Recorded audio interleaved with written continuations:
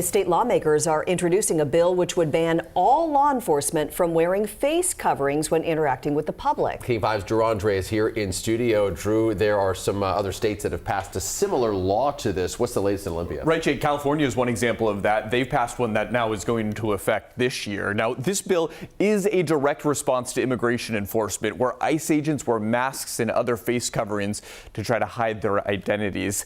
This proposal would block any type of face covering from being worn, and it applies to all law enforcement, not just federal agents. This was introduced by State Senator Javier Valdez, who says anonymous policing erodes trust and threatens the safety of everyone involved. The bill was introduced Monday. Masks are being used to obscure identities, to escalate tensions, to stoke fears, to deny public transparency, and to shield government from accountability. That can't happen here. And there are a couple other immigration enforcement related bills on the agenda this legislative session. One stems from a University of Washington report that found immigration agents still have access to Washington driver data from the Department of Licensing.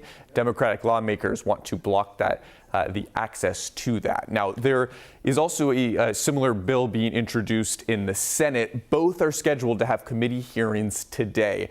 Also coming up the next half hour, I'll turn to another piece of legislation this session that has to do with taxing the most wealthy people in our state.